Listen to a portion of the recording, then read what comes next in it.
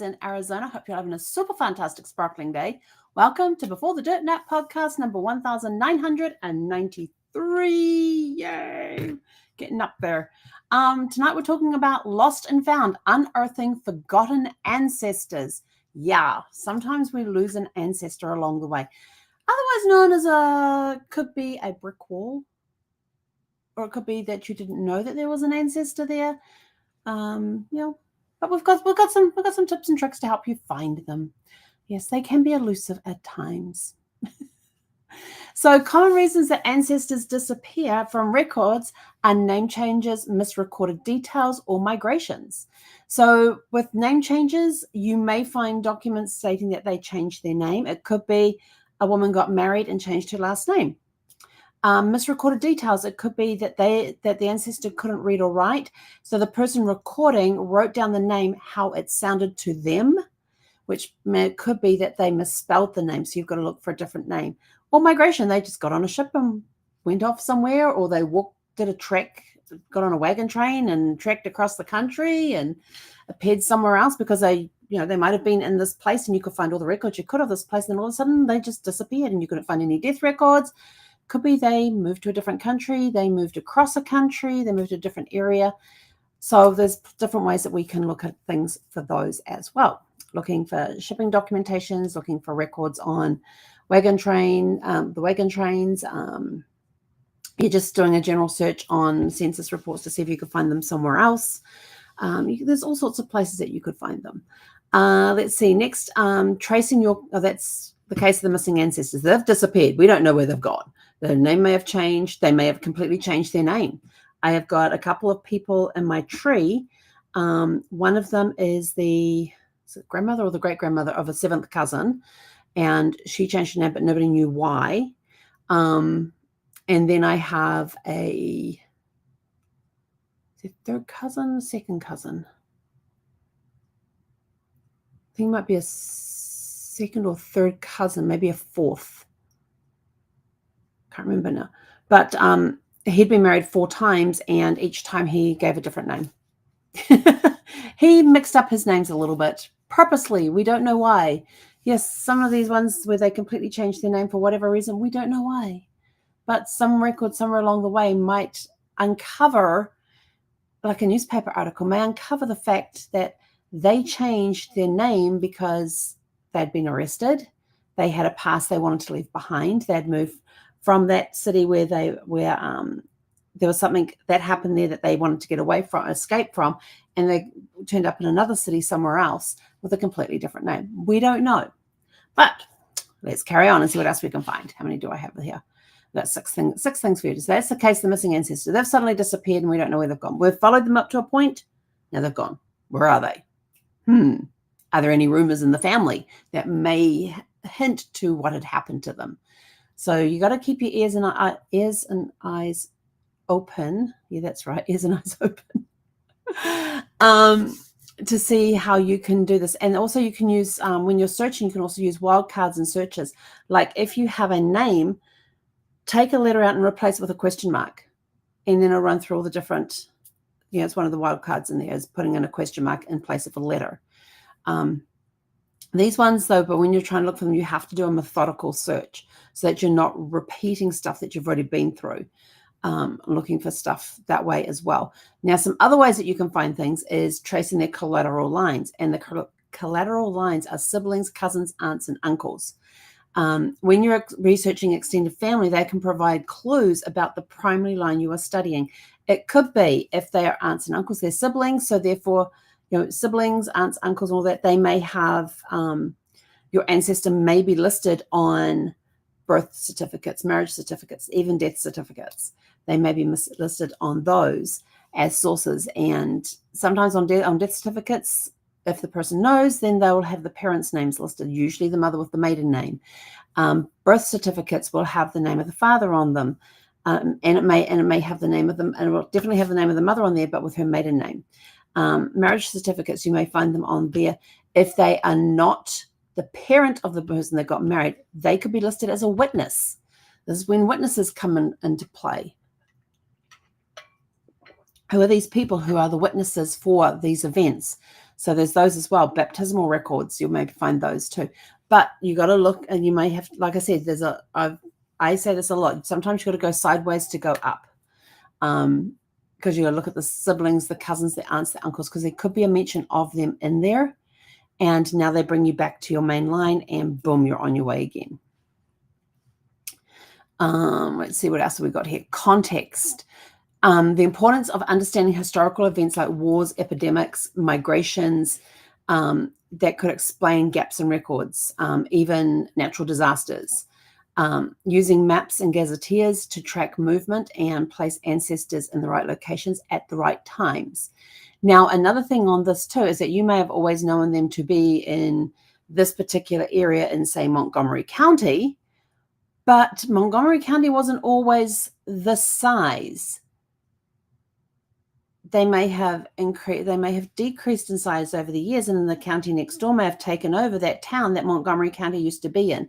So this is where coming and looking at using maps from that time period and gazetteers helps a lot, because it will show you the county lines, and you can see how the county lines change over the years. So they may have been in Montgomery County for a certain number of years, but now they're in the county that's next door to them.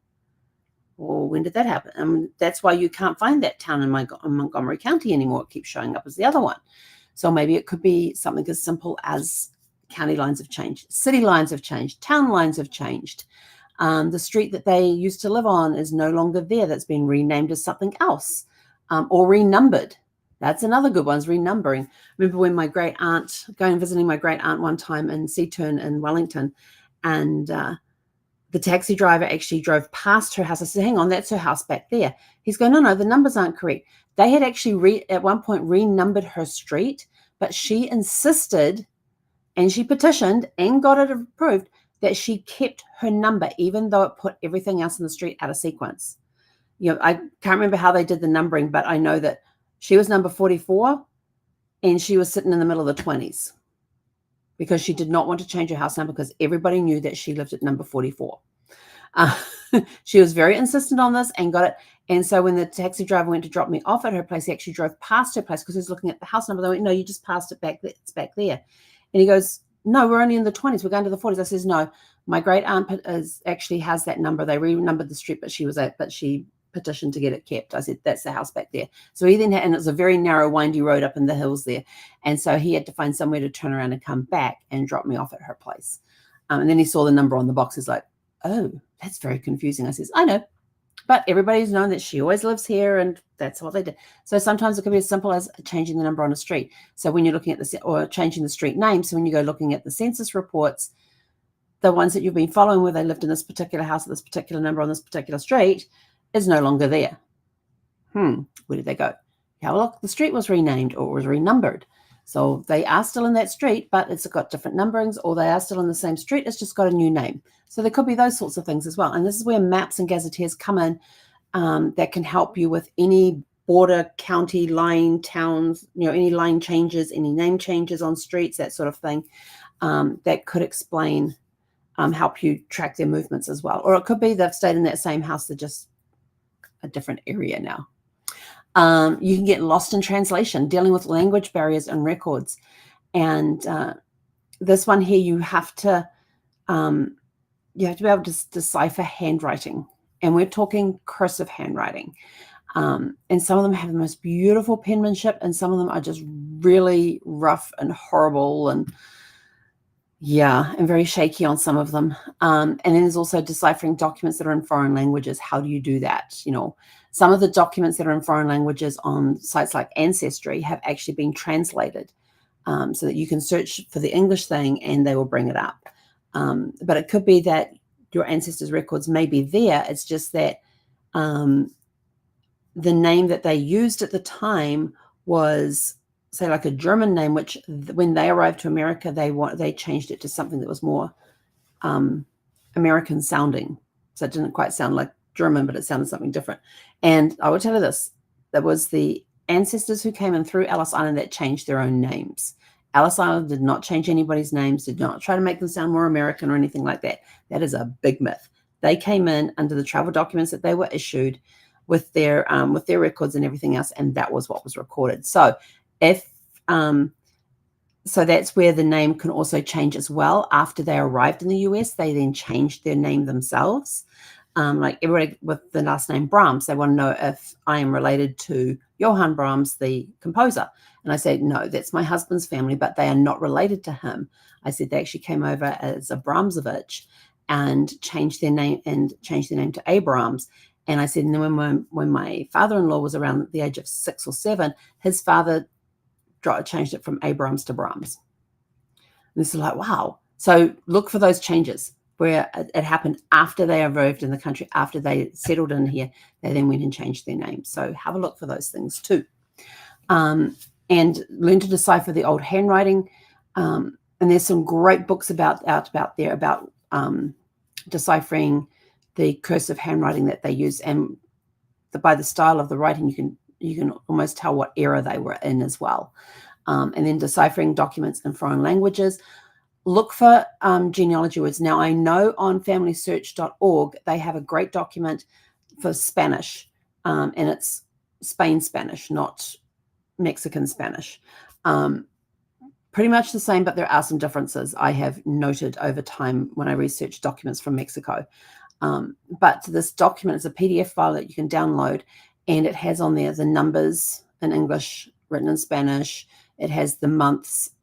It has common genealogy terms like mother, father, aunt, uncle, sister, brother, all of those sorts of things on there as well. So that you can actually go through, once you've learned how to decipher the handwriting, you can go through and you can look for these key words. And baptism and christenings and births, deaths, and marriages is also there on the sheet. It's a cheat sheet with genealogy terms.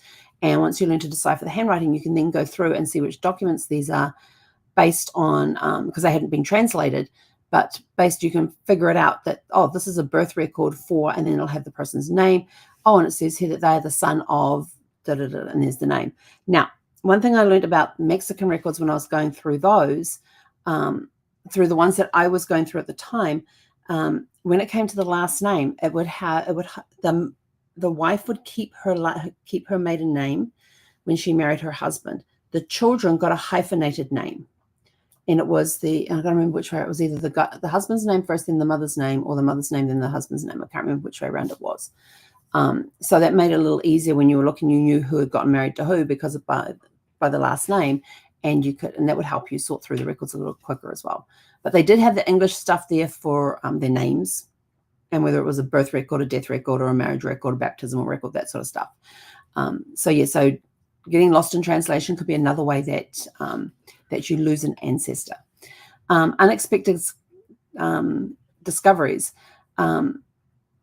You can find lost ancestors through sources like diaries, journals, newspapers, DNA matches, anything that is not a typical record. You could find even family Bibles. You could find them in a family Bible if they're written into there. And it could be that you find them in somebody else's journal, not their own journal. A couple of years ago when I was at the IGHR week-long course, we had one of the guys spoke that evening about using other people's stories to fill in the gaps for your ancestors. And how he did that was that he was reading journals and taking journals and newspaper articles written by other people that mentioned his ancestors in them. So so it gave him clues, and then he would go and look for more information on that particular thing that they were talking about in the journal.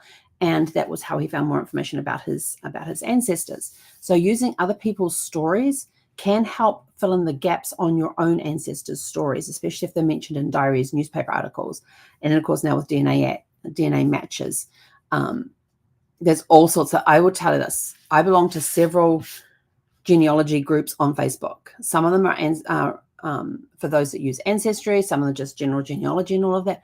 But the number of people on there that find out through the DNA matches that they have a half sibling, or they are a half cousin, and being a half cousin, they only have one grandparent in common. And it could be a grandparent, a great-grandparent, a second great-grandparent, whatever. They only have that one in common. And it could be because it was, and they're sort of like, well, how am I related to this person? And I have to repeat this several times. DNA shows that you are blood related. Genealogy shows you how. And people are, And Ancestry try to be helpful. They put there how many centimorgans you have in common, which is part of the DNA thing. And based on the centimorgan, the number of centimorgans you have in common, there is a likelihood that this person could be a sibling, a half sibling, a full sibling, a cousin. And it will like group that if the people have the centimorgans in common of this range, then here are the likely relationships. And I just look at that and go, I will use that as a guide as to how far back do I have to go in my record and go back in generations to see if I can find this connection to this person. But I don't take it as gospel, because all it's showing me is that I am blood related to these people. It does not tell me how. And they're just, and I think with them, with Ancestry putting these guidelines in there about, well, if it's between the centimorgan, then you're more likely one of these, third cousin or a fourth cousin, maybe a fourth cousin, maybe a half fourth cousin, maybe, and it confuses people, because I see it every single day when I'm visiting these sites on Facebook, when I'm visiting these groups on Facebook. I see it all the time. So my thing with you is, if you see the centimorgans, take note of them, but don't put any stock into what the relationship actually is. I have found too many errors in that. For one, it had my aunt, my mum's sister, had done a DNA thing, and it showed me that she was my first cousin. Was their thing for the number of centimorgans we had in common. She was going to be my first cousin, or first cousin once removed, or a half sibling. It did not mention an aunt in there. I had to go and put in there that, well, that's actually my aunt on my maternal side. And then I had one that I was looking for, and it showed in the and on the DNA match, it showed that this could be on my father's side of the family and be like a fourth cousin. Was it third cousin, a half third cousin once removed, a half third cousin, a full third cousin, a fourth cousin, and I can't remember what the other one was. Might have been a fourth half cousin. Now, a full cousin is when you have the same set of grandparents. Granddad, grandma are the same. They're the same. Yeah, that's who you have in common. A half cousin comes in when you have one of two grandparents in common. So you've come up to the same couple, but you only have one in common. And it could be through an illicit affair, or it could be that one spouse died and got remarried, and that's where the half comes in, because you're related to, you're both related to, say, the grandfather, but different grandmothers that go with that grandfather, because he got married twice. One of you come off like my second great grandmother. So this one that we found that said was on my paternal side, I'm like raking through the paternal side. I can't find. I have all of the last names that she has listed, because I was in communication with this person as well. So all the last names that she had listed were all found somewhere in my family tree on my father's side, but there were people that married into the tree. So like, because I wouldn't have any relationship to them. I just have relationship to those that were part of my ancestry. And so something in the back of my head, that little voice in the back of my head that's down here, suddenly said, ask about her mother's side of the family. So I said to her, I says, who is your grandmother on your mother's side of the family? And as soon as she mentioned the name, I went, oh my gosh, hang on. And I went back to my family tree, and I was able to track the branch that she went down. And it turned out that she was a descendant from my second great grandmother on my maternal side. So on my mother's side of the family, she was we're both descendant from my second great grandmother. I was off the branch that was from her first husband. She was off the branch from her second husband, but we had that one grandmother in common. So we were actually half third cousins, it turned out. And as soon as she mentioned the name, I go, I know where you are on the tree. Yeah. But Ancestry had predicted that this person was on my father's side of it. Now, there may be a connection on the father's side. We don't know. Will I keep looking on the father's side? Maybe, because we have a lot of surnames in common on that side of the tree. So who knows? We may have another connection. And yes, it is possible for you to be connected on both your maternal side and your paternal side to one person. Yes, it is possible. Okay, so yeah, DNA matches. And the last one we have is online tools like FAN. FAN stands for Friends, Associates, and Neighbors. So researching who their friends were, their associates were, and their neighbors could lead you to finding something in their records that will point to your missing ancestor. And you can search alternative records like property deeds, court cases, community directories, and you'll find the friends, associates, and neighbors listed in those. You may find your missing ancestor listed in those as well, because remember, was it last night or the night before, we were talking about who can sign for what? It could be that your ancestor signed a homestead record because he was a neighbor and not related to the claimant. It could be that he witnessed a will because he was not inheriting anything from that will, and that will could have been for a neighbor or a friend or an associate. So remember those ones that we talked about yesterday about the different statutes on who can sign for what, and whether you can be family but you're not meant to be inherit, but you're not allowed to inherit anything, or if you're a family friend. This is where coming in and looking at witnesses comes in handy.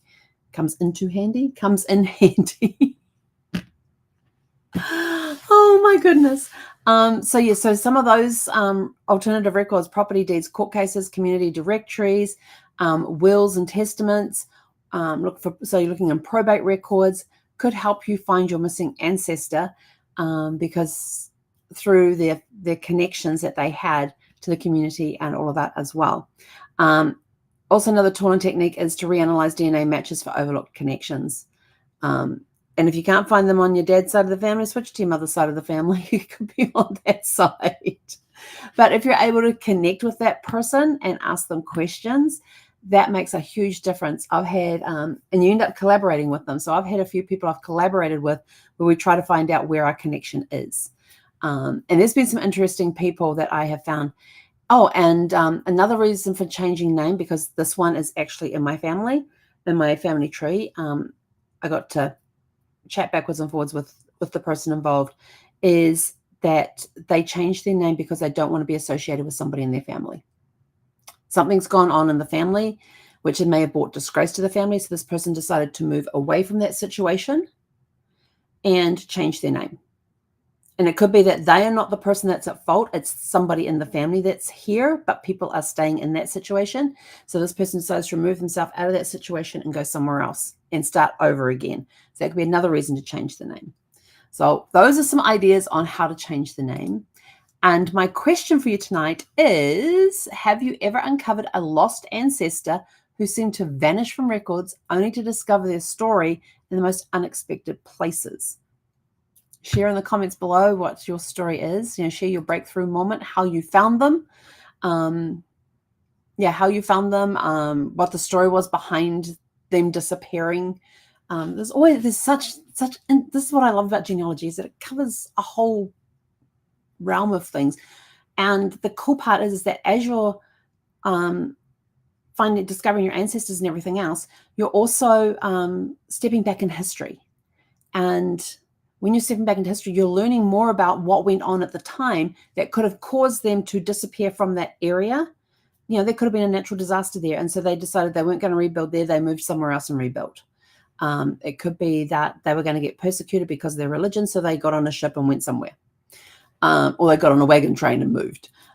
So there's all sorts of reasons that people disappear from the records based on the circumstances. So when you look to see where was the last time you had them on a record, what was going on at the time? This is where newspapers come in handy, where journals come in handy. So have a look to see what was the situation of the area that they lived in that was going on at the time. And maybe that might give you a clue to maybe go check a shipping log somewhere, or maybe go check a wagon train record, or, there's all sorts of things. Maybe look further afield instead of just in that state for their record. You find them on the census report. So instead of just looking in that state, have a look and just look a little further afield, and maybe a couple of states over, or the state next door, or something like that. And I had a friend, there's one I was doing one time where we couldn't find the marriage record of a couple, could not find them. And they told us, and we were told what state they got married in, couldn't find them anywhere in that state. We went, so then we brought in the thing. went to the state next door and found them.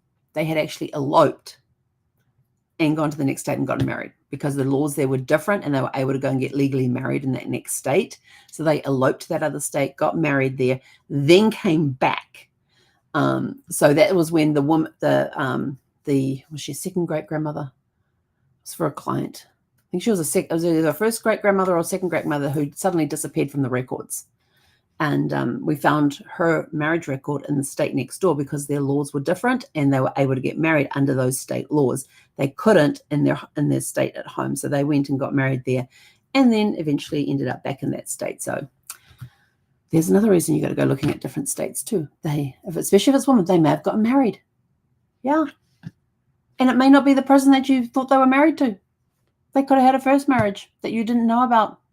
Yeah, I found plenty of those as well, where I descend from the second marriage. I've found the ones where I descend from the first marriage, and then the spouse died and got remarried. And I've found ones where I've descended from the second marriage, and nobody knew that they were married the first. And when I'm researching, I find out that they were married before they met my grandma. Before they met my grandparent that I already knew. So I had a grandmother and was it a second? No. Oh, that was on a client's one. That's what it was. It was on a client's one. And they says, oh, yeah, this is my second great grandparents. This is their names, da-da-da-da-da. And there was this person that kept appearing on the census report. And I was looking at the age between everybody. So the father was he was the head of the house, and he had his wife listed and then had the children listed. Now, remember on census reports, just because you got the wife of the husband does not necessarily mean she is the mother of the children. And in this case, she was not the mother of two of the children. And it turned out that those two children were from his first marriage that nobody in the family knew he had. And I'm like, well, how did he explain the extra children? And everybody just said, well, we thought they were hers. So now we had to go find this missing person. She wasn't actually an ancestor, but she was part of the story. And it turned out that she had died during childbirth to the second baby, which was unfortunate. And so he ended up with these two young children, and then he went and got married again. So his second wife took over as the step parent for these two children, and then they went on and had children of their own as well. So there's lots of really cool stories out there. There are some that will shock you. There are some that will make you go, oh, isn't that nice? And then there's some that's sort of like, wait, what? And then there's just the regular stories. But somewhere in there you might find some interesting detail or something. You never know until you go looking. But this is why genealogy is so fun. And let's see, where did I put that? I posted a meme today. Where's my meme I posted? Hang on, I'm trying to find my meme. Oh, here it is. So the meme that I created today said, and it's got somebody holding a candle in their hands. It says, gone but never forgotten. Genealogy is a tribute to the lives lived before us. So this is our way, bringing their stories to life is a way that we give a tribute to those who are responsible for us being here today.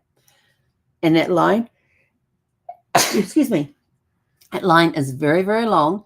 And the more you can find out about the people that came before you, the more you can honor their memory. You're honoring their memory by keeping them alive for future generations. So when you find these people, give thanks to them for the role that they have played in you being here today, because it takes a lot of people to be here. It did. It took a lot of people. Well, when you think about your sixth great grandparents, there's 256 you have 256 sixth great grandparents. Every generation doubles. And then you add all of those together and you get these astounding numbers to find out that all of those people came together for you to be standing here today, or sitting, depending on what you're doing right now. As you listen to this, watch this, whatever. But yeah, there's a lot of people. So as you uncover their history and things, you are paying tribute to them by bringing them back to life so that we don't forget who they were, the sacrifices they made, the challenges that they went through, all so you could be here today. So give thanks to those ancestors as you uncover them, and give thanks to whatever realm is out there that tells you, oh, go check this record. I should bring it in here. I've got a book out there, and it's I want to say in the Footsteps of Ancestors, but I don't think that's the right title. Do I have it listed here? No, I don't, but it's a really cool story of those little voices that you sometimes hear, or having an urge, where you get an urge to go in one direction and not this direction. There's one there that I'll never forget. It's about this woman. They're driving to a town to visit this local cemetery to find her, I think it's third great-grandparents. And something makes them, they end up with a flat tire on the side of the road there, next to this field. There's nothing in this field. It's overgrown grass, not very high, but it's overgrown. And so something urgent, while her husband is fixing the tire on the car, changing the tire out, they're not far from this little town either. So while he's changing the tire, something in her head says, climb the fence and go for a walk in the paddock. So she's, I'm just going to go for a walk in the field. So she goes over this fence. She's busy walking along, not paying any attention to it, and trips. She looks at and she thought she tripped over a rock. What she tripped over was her third great-grandparents' tombstone. The headstone. Just laying there in the ground, this rock that had their names on it, and that was what that's what they were going to this town for, to go to the cemetery to visit her third great-grandparents. Yet here they are, buried in the middle of a field, and she tripped over the headstone. You never know. And there's stories throughout this entire book of, they were not planning to go to this area, but circumstances had led them to this particular area, where they ended up going and finding this particular record that they were looking for, or uncovering a lost ancestor, because the ancestor had disappeared off the records, and they got led somehow by instinct, by thoughts, by a series of circumstances to be in this particular place, and then they discovered that missing ancestor in records that were available. This book is full of stuff like that. Anybody who researches genealogy will tell you story after story after story of things like this, that, there's just, if you were left by yourself to try and figure this out, you may not have found that record, but because of circumstances, or that little voice that sits there in the back of my, it sits in the back of my head. I don't know about anybody else, but when I hear the voice, it comes from down this little area back here. And so when I hear that little voice, I pay attention, because I never know where it's going to lead me. And usually it leads me to something really cool, or gets me out of, or makes me avoid a situation. But yeah, circumstances, and just, so it's these people thinking that that their ancestors are coming back to help them find these records, or to tell their story. So I believe in the spirit world. I do. I believe our ancestors are always watching over us, and they're always guiding us in some way. And I believe that, if there's a record that you're looking for, and they want you to find it, and they want you to tell their story, you will have divine intervention to help you find that story. That is my belief. But, some people may believe that, some won't. But when you read these stories, you can't stop thinking, going, I guess that could happen that way. But anyway, we are out of here. Go out, have a super fantastic, sparkling evening, and we'll catch you guys back here tomorrow evening. Hang on. Am I going to be on time tomorrow? I should be on time tomorrow. I honestly don't know what happens to the time between when I finish work and when I come on here. I don't know. And tomorrow I'm probably going to be more scatterbrained than I am tonight, but we're going to work on that. So go out, have a super fantastic, sparkling evening. We'll catch you guys back here tomorrow evening at 6 p.m. Pacific.